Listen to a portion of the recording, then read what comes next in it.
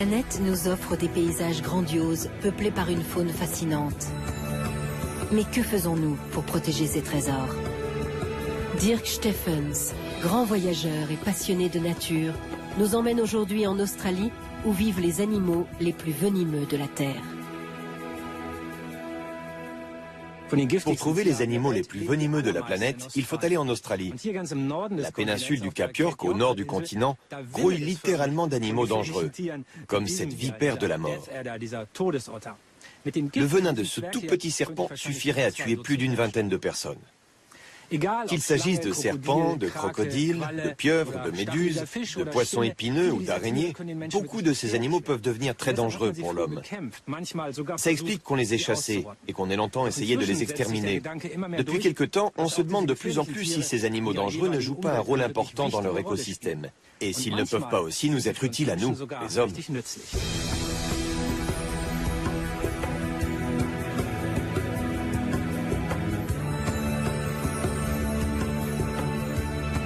Avec toutes les espèces dangereuses qu'on y croise, l'Australie peut donc réserver de grandes frayeurs.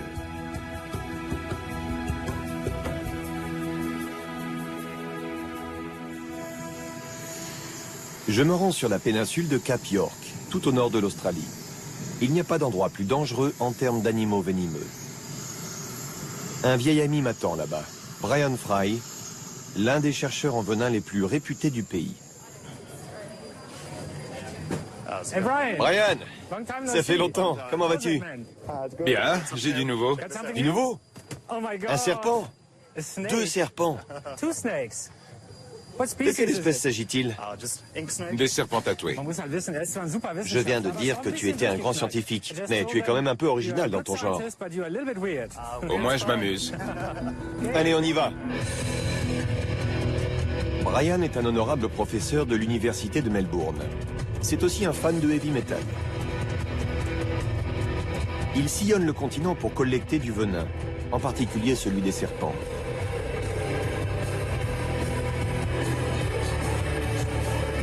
Le venin est utilisé par l'industrie pharmaceutique dans la recherche d'antisérums et le développement de nouveaux médicaments. Quel est l'intérêt des venins d'animaux? Le venin est un stade suprême d'évolution. D'un côté, on a le prédateur, de l'autre, la proie. Le venin crée une interaction chimique entre les deux. Il produit un effet extraordinaire. Aujourd'hui, Brian prévoit d'attraper des serpents marins, venimeux bien sûr, et si possible en grande quantité. Plus il récolte de venin, meilleur c'est pour ses recherches.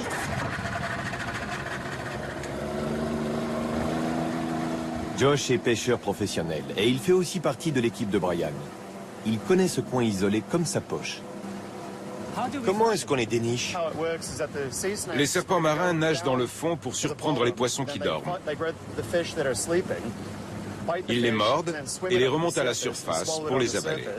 Puis ils s'endorment aussitôt après. Ils dorment en profondeur pendant la journée pour ne pas être repérés par les oiseaux de proie qui les mangeraient s'ils étaient à la surface. La nuit, les serpents peuvent remonter puisqu'on ne peut plus les voir. Tu vas voir comme ils sont nombreux. Mais pour ça, on doit attendre la tombée de la nuit. Brian vient ici depuis des années. Il a déjà capturé des milliers de serpents de mer, la plupart du temps avec une épuisette, mais aussi à main nue. On va faire comme ça. Tu vas attraper les plus petits avec l'épuisette, pendant que j'attraperai les plus gros qui ne tiennent pas dedans. Je vais les poser sur le pont, et toi tu poseras l'épuisette par-dessus pour les retenir, jusqu'à ce que je saisisse la tête. Mais qu'est-ce que je dois faire s'ils sont trop gros pour l'épuisette? Regarde, je les lance sur le pont, et tu les immobilises.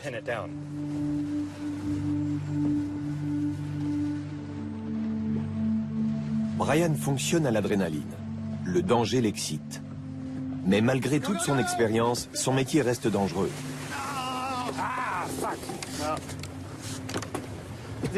Il était trop rapide. C'en était un assez gros. Je dirais environ 1,50 m de long. Tu as reconnu ce que c'était? Oui, un lapémis sardouiki femelle. Comment tu sais que c'était une femelle? Parce que les femelles sont à peu près 2 fois plus grosses que les mâles. Tous les serpents marins sont ovipares et les femelles sont plus grosses. Des fois, je me demande si je dois croire tout ce que me raconte Brian. Alors, c'était vraiment une femelle? T'es vraiment certain que c'était une femelle? Catégorique. C'est lui le spécialiste.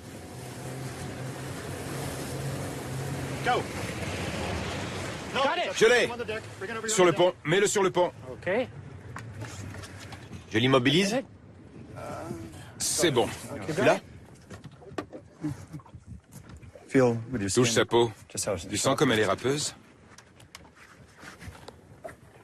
Elle est presque coupante. À quoi est-ce qu'elle leur sert? À grimper sur les rochers? Exactement. C'est une spécificité des mâles. Lors de l'accouplement, ça lui permet de s'accrocher à la femelle, même s'il n'a pas de pattes. Les serpents ont des crocs venimeux relativement courts, assez longs cependant pour transpercer la peau. On croit que ces serpents sont incapables de mordre. C'est faux, mais je ne suis pas complètement crétin et j'ai pensé à retirer mon doigt du gant. Le venin de serpent de mer est l'un des plus puissants qui soit.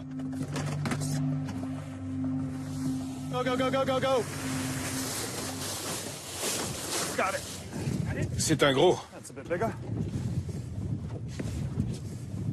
Cette espèce est responsable de 90% des morts causées par les serpents marins. C'est le grand serpent de mer, l'espèce la plus dangereuse ici. Mais celui-ci est encore jeune.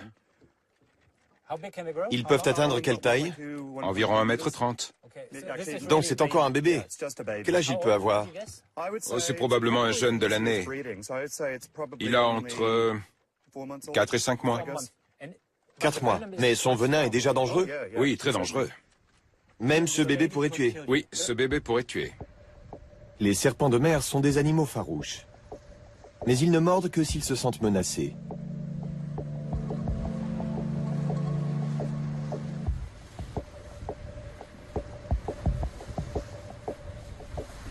Est-ce que tu t'es déjà fait mordre? Oui, et c'était horrible.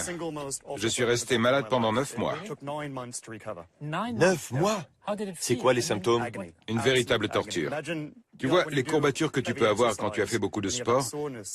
Eh bien, imagine cette douleur en plus intense et qui s'insinue dans tous tes muscles. C'est horrible, vraiment horrible. On t'a administré un contrepoison? Oui, à l'hôpital, sinon je serais mort. On dit qu'en Australie, l'approvisionnement en contrepoison est meilleur qu'ailleurs. C'est vrai? Oui, c'est pas pour rien que l'Australie est surnommée le continent venimeux. On trouve ici plus d'animaux à venin que partout ailleurs. C'est une de nos spécialités. Nous continuons nos recherches. Il se passe alors quelque chose d'extraordinaire. Nous assistons à un phénomène que malgré toutes ces années d'études, Brian n'a encore jamais pu observer. L'accouplement de serpents de mer.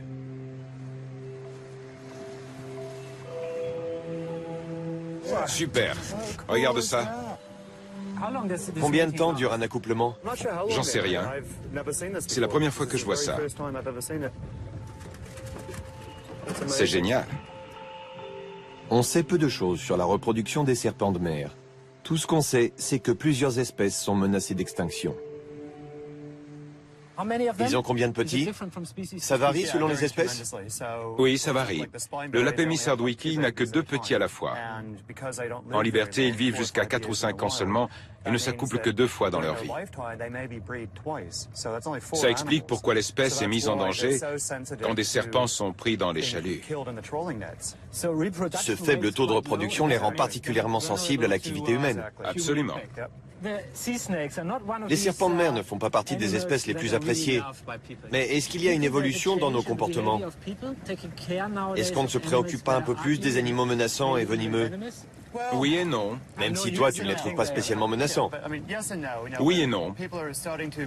Je pense que les gens apprennent à apprécier l'ensemble des espèces et des merveilles de la nature, même d'un point de vue purement capitaliste. As-tu idée du nombre de personnes qui souffrent d'hypertension? La plupart du temps, ils prennent des médicaments qui sont produits à partir du venin de serpent. Il y a derrière tout ça une industrie de plusieurs milliards de dollars et un nombre inimaginable de vies en jeu. Le venin est irremplaçable dans ce genre de traitement. Toutes les espèces sont importantes. Si nous détruisons les serpents, c'est comme si nous jetions des milliards de dollars à la mer. Nous nous arrêtons vers minuit. Nous avons attrapé 7 serpents et Brian est satisfait.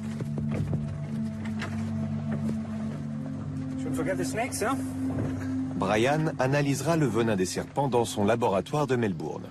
Nous retournons à l'hôtel. Et c'est là que je fais connaissance de la créature la plus dangereuse de toute l'Australie. Le crapaud buffle. On le trouve partout, et en particulier à proximité des hommes. Regardez-moi ça. En fait, je suis sorti de ma chambre parce que j'ai du linge sale. Et la machine à laver se trouve de l'autre côté. Et voilà plein de crapauds buffles. Il faut absolument que je les montre à Brian. L'histoire des crapauds buffles en Australie est très particulière. Cet animal originaire d'Amérique du Sud a été introduit pour la première fois dans les années 1930 pour lutter contre les ennemis des cultures. Hélas, les crapauds mangent tout. Les nouveaux venus se sont installés très rapidement partout sur le continent.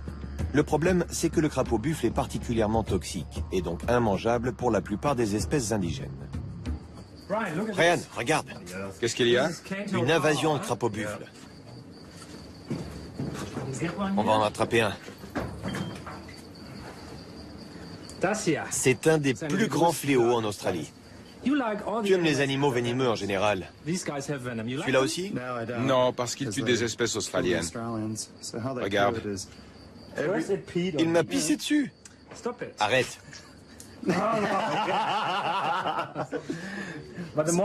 Ces glandes sont particulièrement importantes. Le liquide blanc qui s'écoule, c'est le venin. On l'obtient en pressant ainsi. Ce venin est une véritable menace pour les animaux australiens. Pas vrai? Ce crapaud pourrait tuer à lui tout seul un crocodile de 3 mètres de long. Comment ça? Avec son venin.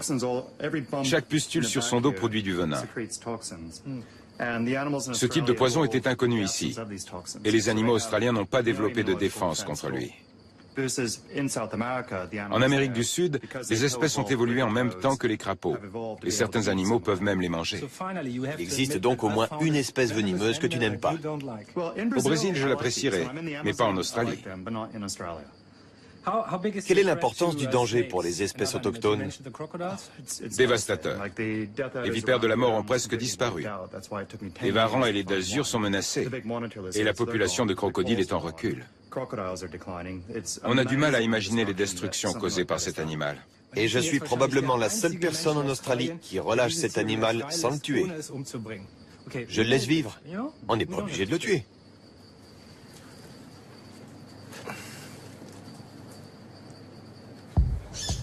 Les crocodiles font partie des principales victimes des crapauds buffles. Il n'y a pas que les grands crocodiles de mer. Les crocodiles d'eau douce, qu'on appelle les freshies, souffrent beaucoup plus. Les crapauds venimeux les ont déjà décimés. Les chasseurs constituent une autre menace pour les crocodiles, parce que leur cuir reste un produit convoité. Le braconnage a cependant diminué ces dernières années. Aujourd'hui, on ne traque plus les crocodiles, on les élève.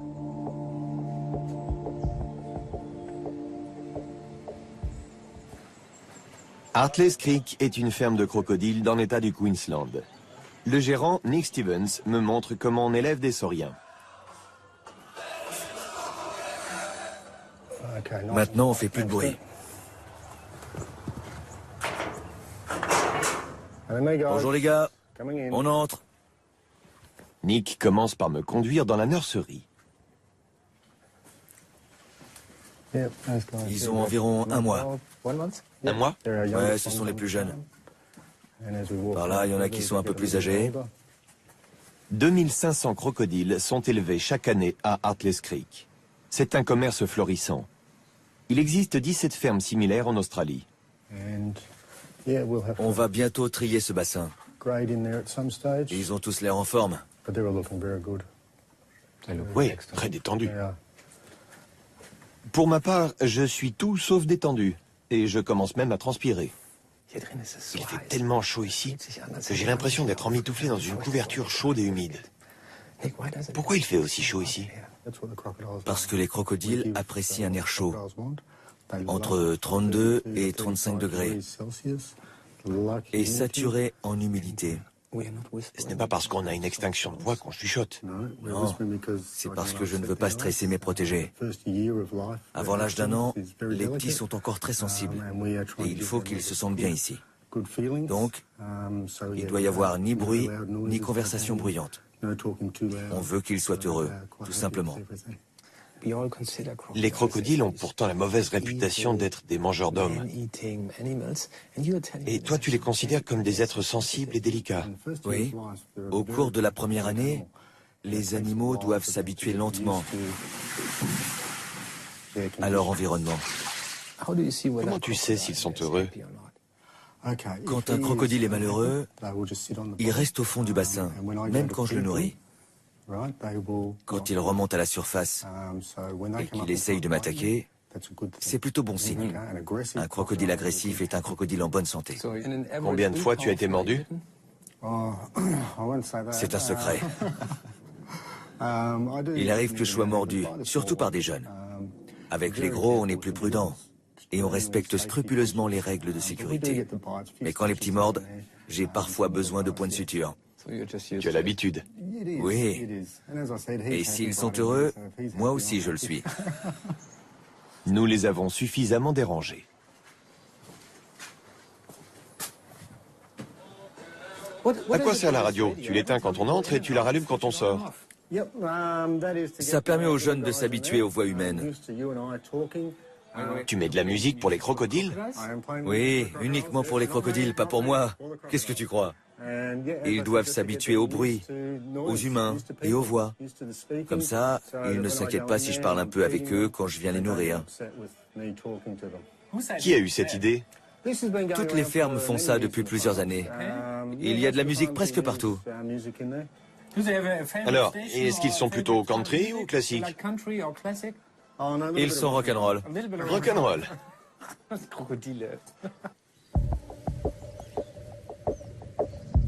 Les sauriens sont élevés pendant 3 ans. À cet âge, ils atteignent environ 1 mètre de long. Ce sont des animaux qui se contentent de peu et qui ne sont nourris que tous les 3 jours. C'est lourd. Ouais, c'est lourd. Vous avez faim, les gars? Vous vous demandez peut-être ce qu'on leur donne à manger. Ce sont des têtes de poulet. Les humains ne les consomment pas. Exact. Et c'est une alimentation saine. Comment on fait? Il faut lancer les morceaux un par un? Non, prends-en plusieurs. Maintenant, j'y vais? Vas-y.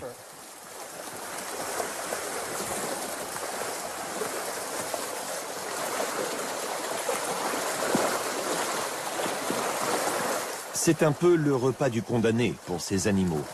Ils seront en effet bientôt abattus et leur cuir exporté, principalement vers le Japon et la France. On les transforme en ceintures et en chaussures, c'est ça?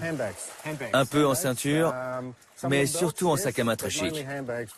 Le monde de la mode considère que nous produisons le meilleur cuir de crocodile au monde. Ce qui explique qu'un sac à main coûte 30 000 $. 30 000 $? Exact, ouais. Il faut combien de crocodiles pour un sac? Il faut environ 2 crocodiles par sac.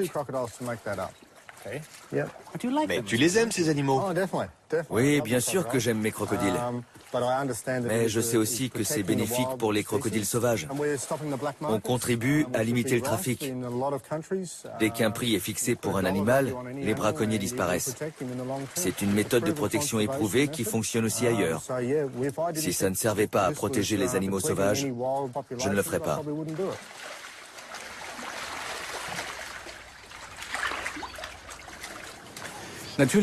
Bien sûr, l'idée d'élever des crocodiles en aquarium dans le seul but de les transformer en ceinture ou en sac à main n'est pas forcément des plus sympathiques. Mais comme bien souvent, il s'agit d'un problème plus compliqué qu'il n'y paraît. En effet, depuis que les négociants de cuir de crocodile peuvent acheter les peaux légalement et en grande quantité auprès des fermes, la chasse illégale dans la nature a quasiment disparu. Depuis que les fermes existent, le nombre de crocodiles vivants en liberté a recommencé à augmenter en Australie. Donc une idée purement commerciale au départ est devenue une sorte de modèle de protection d'une espèce.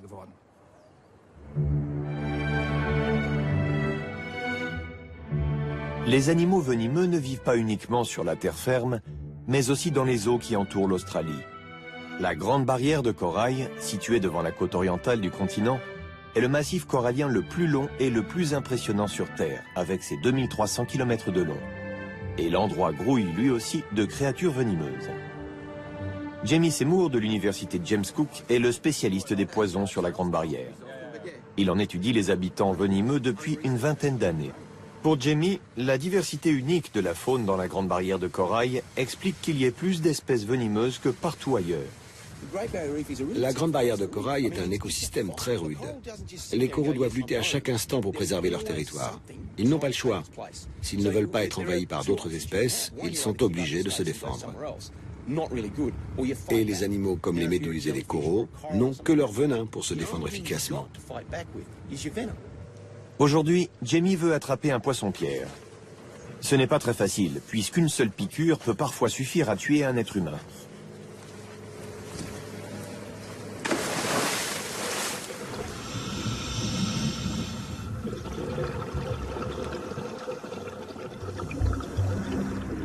Nous plongeons dans le monde fascinant de la Grande Barrière de Corail.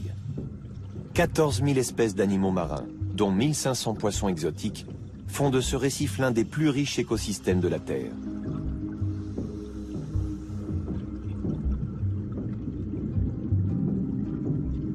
Personne ne sait combien d'espèces sont venimeuses, mais il vaut mieux ne pas toucher à ce qu'on ne peut pas identifier comme inoffensif.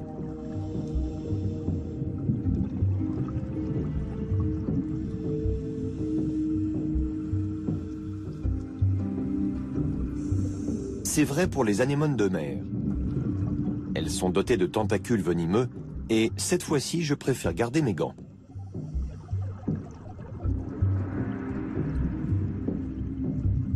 Les anémones de mer vivent en parfaite symbiose avec les poissons clowns. Le poisson défend l'anémone contre les attaques. En contrepartie, le venin de l'anémone tient les ennemis du poisson clown à distance.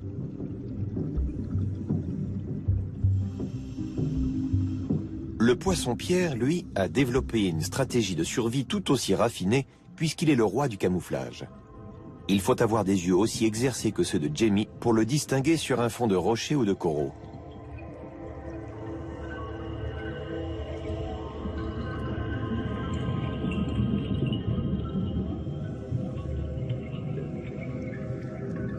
Nous joignons nos forces pour tenter de déloger l'animal de son anfractuosité.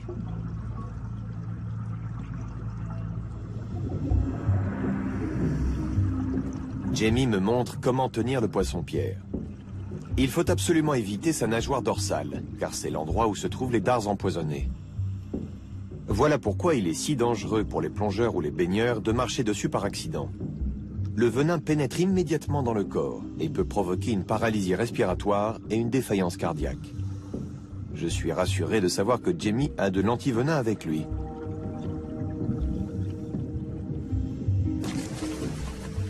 Nous avons rapporté notre prise à bord sans incident. Jamie veut maintenant récolter le venin du poisson, car il travaille à l'amélioration de l'efficacité des antivenins. Notre poisson-pierre va bien. Il est maintenant dans sa glacière. On a aussi une pompe à oxygène que les aquariophiles reconnaîtront. On va donc pouvoir passer aux choses délicates. Je dois le sortir sans me faire piquer. Allez, calmement. Il ne veut pas. Il ne joue pas le jeu. Et voilà. Je le tiens. Il se défend comme un beau diable. On n'imaginerait pas qu'ils ont autant de force. Regarde-le dresser ses aiguillons. Il est très en colère. Je crois qu'il ne t'apprécie pas beaucoup.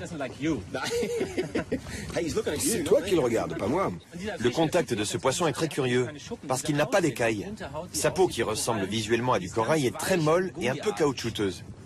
Là, on aborde la phase la plus délicate. J'ai promis à Jamie de traire un poisson. Je n'ai encore jamais fait ça, surtout sur un poisson venimeux. Voyons ce que ça donne. Prends celui-ci. Pas trop haut. Une seconde. Ici? Ouais. Oui, tout en douceur. Remonte un peu la seringue, mais pas trop.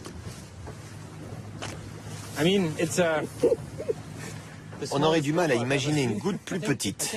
Je cède ma place au spécialiste. Il faut avoir le coup de main.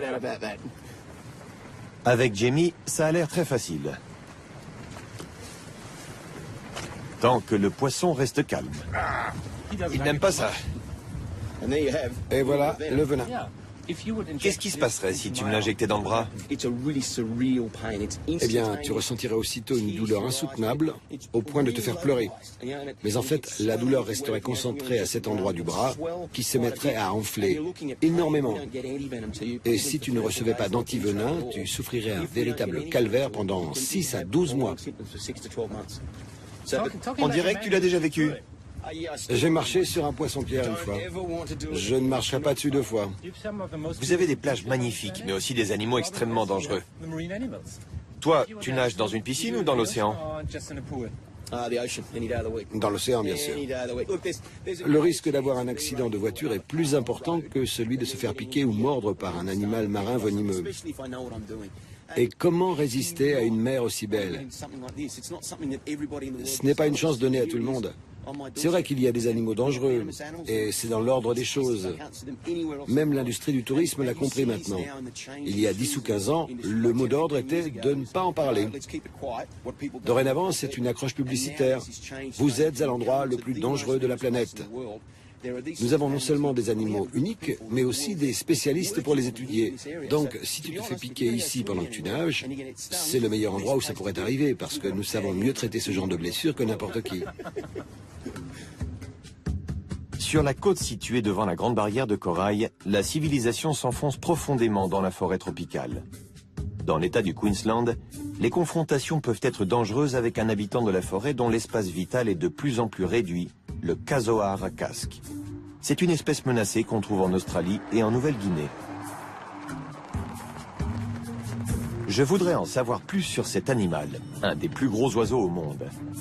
Il est très farouche et pourvu d'armes redoutables. Mission Beach se trouve à environ 2 heures de voiture au sud de Cairns, au cœur du tropique dit humide.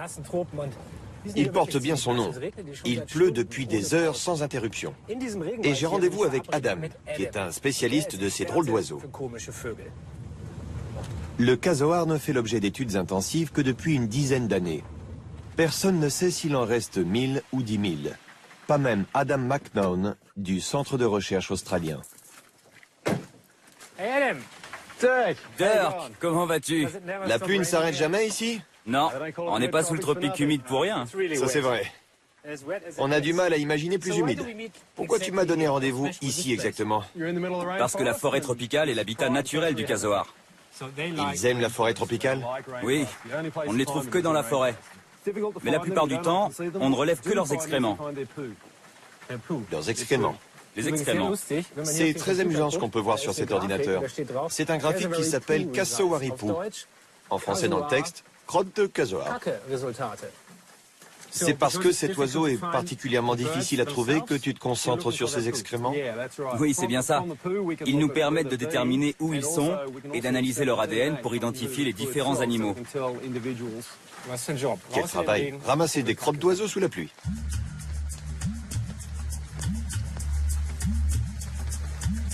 Le casoar peut avaler de gros fruits et rejeter les noyaux intacts. Cet oiseau coureur est par conséquent d'une valeur inestimable pour la forêt tropicale australienne.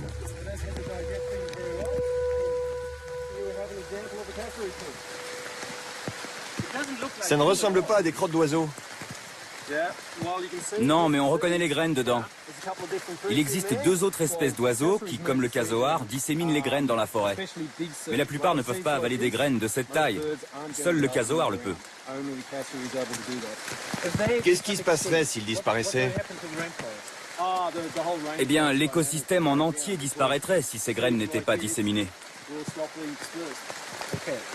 Et maintenant, l'un de nous doit ramasser ses excréments. Je t'en prie. Super. Retourne le sachet sur l'envers. Évidemment, à cause de l'ADN. Eh oui, on n'a pas besoin du tien. Les graines aussi? Oui, c'est chaud? Non. Donc c'est pas frais.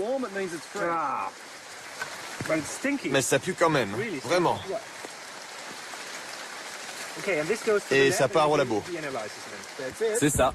Maintenant que je sais tout ça, j'aimerais bien rencontrer un de ces drôles d'oiseaux. Mais même Adam a rarement l'occasion de voir ces animaux en liberté.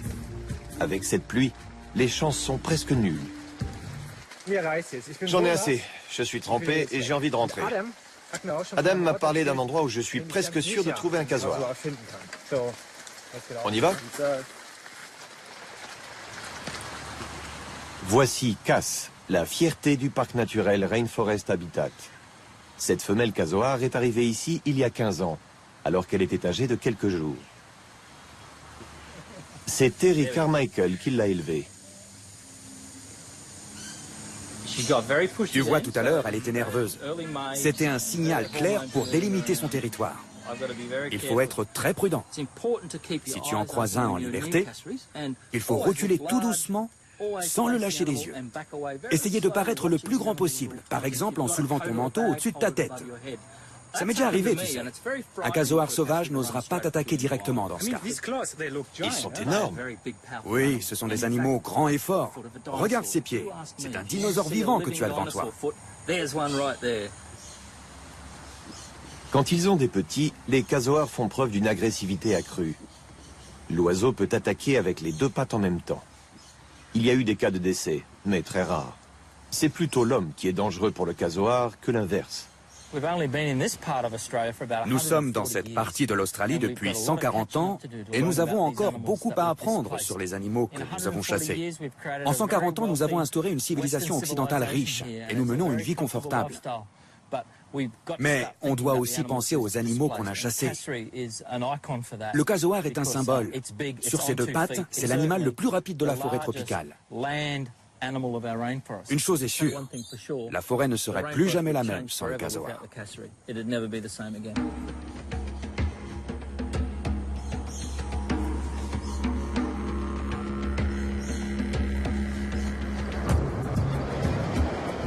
Je suis revenu à Cap York, à l'extrême nord de l'Australie, pour retrouver Brian Fry. Notre spécialiste des serpents est sur une nouvelle piste. Aujourd'hui, il est à la recherche de vipères de la mort. C'est l'heure où les serpents commencent à être actifs. Quand ils sortent de l'herbe et atteignent la route, ils constatent que la température du sol est supérieure de 5 à 8 degrés à celle de l'herbe. Du coup, ils restent sur place pour en profiter.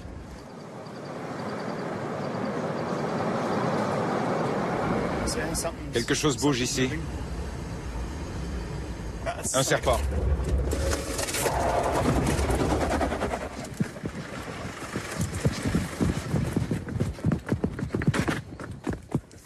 Je l'ai.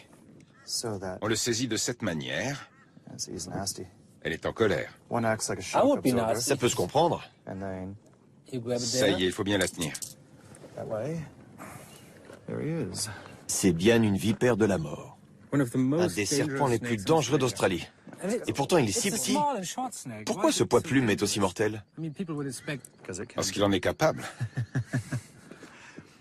En fait, les vipères de la mort chassent à l'affût. Elles attendent qu'une proie passe à leur portée, parfois pendant des jours ou des semaines.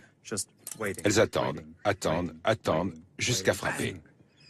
Elles n'ont pas le droit à l'erreur. Chaque morsure doit être précise et absolument mortelle. Donc deux raisons. Elles attaquent en un éclair. Exactement. Mais tu as dit... Oui, mais elles se déplacent très lentement. Elles compensent leur lenteur par la rapidité de leur attaque. Et c'est l'attaque la plus rapide d'Australie, c'est bien ça?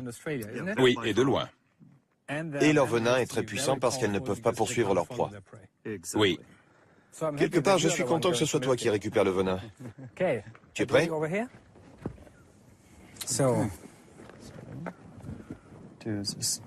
Slide that over the fang.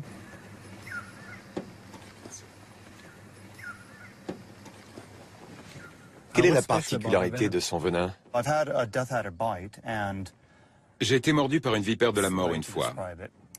Comment le décrire? Ce n'était pas que désagréable. Comment dire? Est-ce que ça fait l'effet d'une drogue? Absolument. J'étais heureux. J'en aurais presque dansé. Sauf que j'étais paralysé. Mais en moi-même... Sérieusement? Honnêtement, je n'ai jamais connu un trip pareil. Tu ne plaisantes pas. La morsure en elle-même fait mal, et après? Quand une telle vipère te mord, tu ressens bien entendu la douleur de la morsure. Mais cette douleur ne s'étend pas comme pour les serpents de mer. Le venin agit sur les nerfs, et pendant que tu es en train de mourir, tu te sens étrangement bien. Si tu veux absolument te faire tuer par un serpent, je te recommande la vipère de la mort. C'est noté. Maintenant, on doit l'emballer sans lui faire de mal.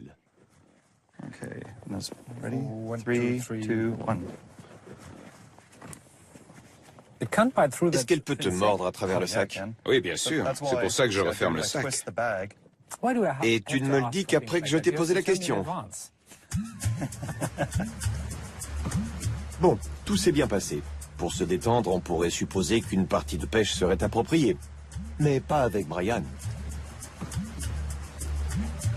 Josh et lui sont déjà à la recherche d'un autre animal venimeux, le poisson-chat. Le venin de cette espèce de silure n'est pas mortel pour l'homme, mais il n'en demeure pas moins très douloureux.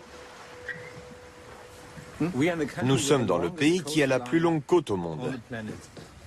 Et pourtant, on pêche sous un pont. Tu vois tous les pilotis, là? Partout où il y en a, on trouve des espèces vivantes. Toutes sortes de crustacés et de plantes aquatiques. Presque comme sur le corail. Pourquoi un poisson-chat? Nous voulons découvrir en quoi son venin se différencie de celui du poisson-pierre, parce qu'il n'existe de contre-venin que pour ce dernier. Il semblerait que l'antivenin serait aussi efficace contre le venin du poisson-chat et celui de la raie à aiguillon. Si nous pouvons diversifier ces applications, nous pouvons non seulement sauver des vies, mais aussi soulager la douleur. Lorsque Josh ne participe pas aux expéditions de Brian, il organise des parties de pêche. Brian admire son talent. Josh est un pêcheur hors pair. Il attrape poisson après poisson. Contrairement à moi. Josh, il a encore avalé mon appât. Je passe pour un véritable nigo ici. Le dernier des Australiens pêche mieux que moi. Sous notre bateau, la mer grouille de requins et d'autres gros poissons.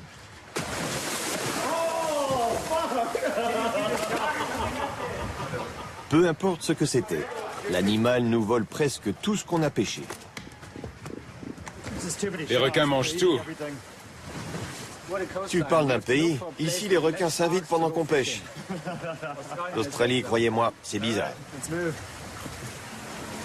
Josh connaît un autre endroit où on trouve des poissons-chats. Nous devons nous dépêcher avant que le soleil ne se couche.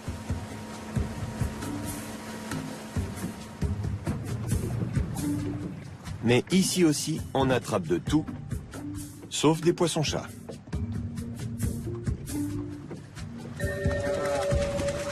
C'est un bébé requin.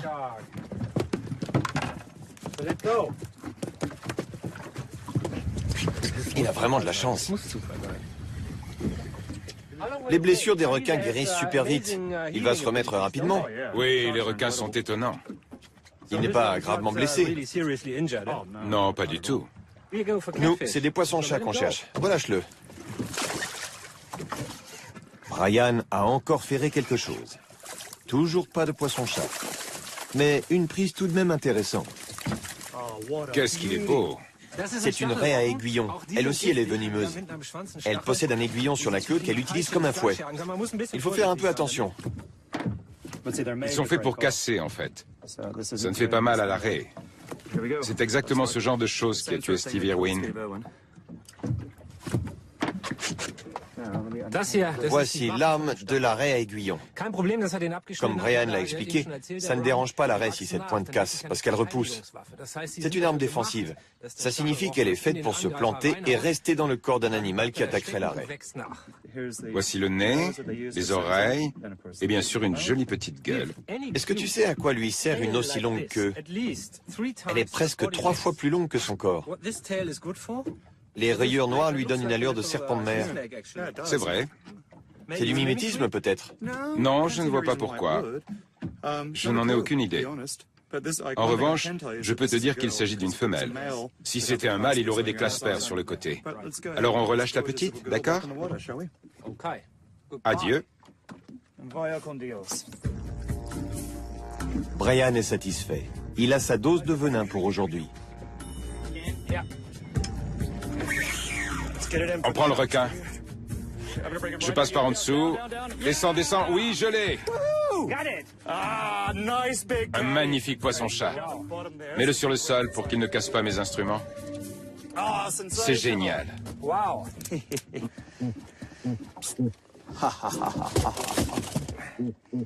Vous entendez ce bruit? On ne dira plus que les poissons sont silencieux.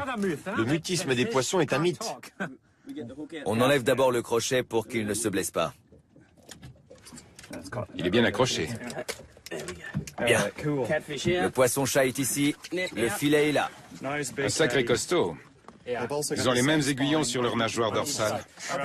Mais ils ne peuvent pas s'en servir pour viser.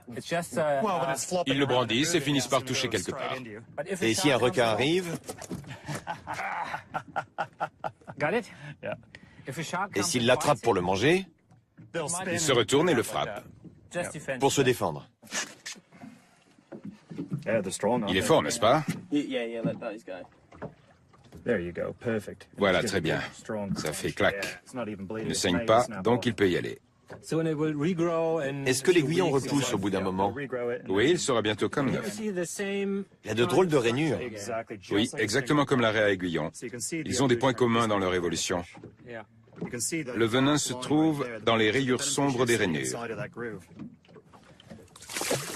Il est parti. Brian prépare sa prise pour son transport jusqu'à Melbourne. Tu mets aussi l'aiguillon de la raie? Comme ça, il se conserve plusieurs jours et vous pouvez l'analyser dans votre laboratoire. Il se conserve indéfiniment tant qu'il reste froid. Je remets donc de l'azote environ toutes les 3 semaines. 3 semaines. Tant que je maintiens une température constante et que je remets de l'azote, il se conserve indéfiniment. Dans un siècle, il serait aussi frais qu'aujourd'hui. Tu mets aussi le sac dedans. Oui, exactement. C'est idéal pour le transport. Il n'y a pas mieux. Quelle que soit l'expédition. C'est un peu mon laboratoire de campagne. Parfait.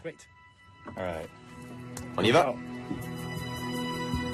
Au cours de mon voyage, Brian et les autres chercheurs m'ont appris une chose. Rester calme en présence d'animaux venimeux.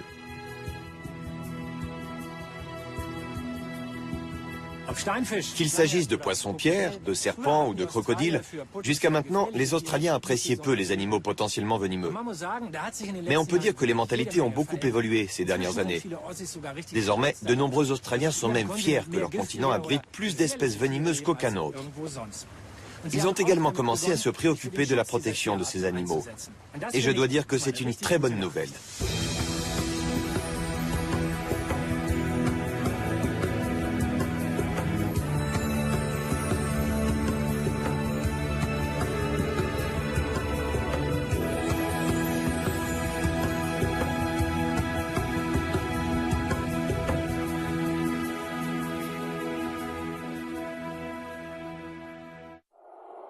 Ce soir, ce sera cinéma.